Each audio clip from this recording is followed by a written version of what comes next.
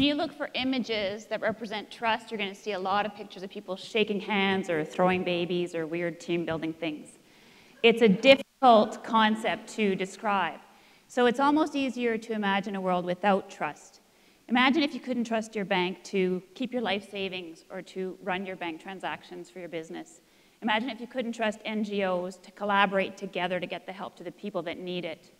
Imagine if you couldn't trust media where you get your information to make decisions on your daily life, or you couldn't trust government to plan for our future and to be sound stewards.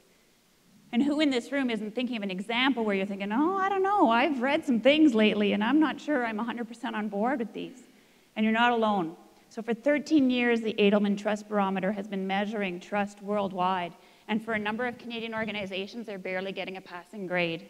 So trust in government by average Canadians gets a failing grade, and that is the very foundation of our society. It is impossible to get away from the stories about sex scandals and robocalls and mortgage bundling, and the scandal is we're not even scandalized anymore. And so what happens when you can't trust other people? What happens when you can't be sure that other driver is going to stop at the red light? It creates social isolation. It makes less resilient communities. It makes people miss out on opportunities. And I've met a woman who won't drive anymore because she's lost 2 people in her family to drunk drivers. The sad part is she's not alone. So since the early 2000s, 15% of Ontarians trust one another less. Present company excluded, I'm sure. But there is a huge social and personal cost to this.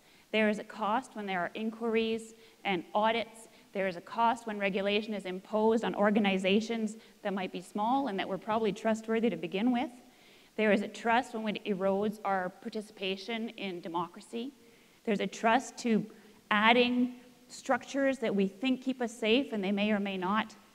And if an organization's number one intangible asset is its reputation, there is a huge cost to rebuilding that. So we need to stop thinking about trust building as being an interpersonal, long-term relationship. We need to think about building structures that increase capability and benevolence in our organizations, and that can be in a volunteer organization or in a corporation. Number one is ethics. Not airy-fairy. I'm talking asking yourself the hard questions about your own operations and your impact on all your stakeholders. That includes the community, it includes the environment, it includes your suppliers. You need to create organizations where the values are very clear and the structures channel the behavior towards the kind of behavior that you want, and you need to penalize people who erode those values in your organization. You also need to have long-term goals. So you set those goals and you reward those goals. And then what happens is you eliminate that drive for the quarterly profits. You eliminate that view that it's every man for himself because you've set a common vision and you're allowing people the time they need. So to get to those goals, you need to make plans. And one of the big determinants of success for joint organizations is to create joint plans and also a mechanism for joint problem solving so that people really feel that they have a voice. You need to create an organization where you have norms for transparency, for collaboration. And imagine if Wall Street had listened to the whistleblowers and they had stopped the mortgage bundling. People lost their homes. Businesses couldn't have credit because that behavior was encouraged. Within your organization, you can simplify the hierarchy.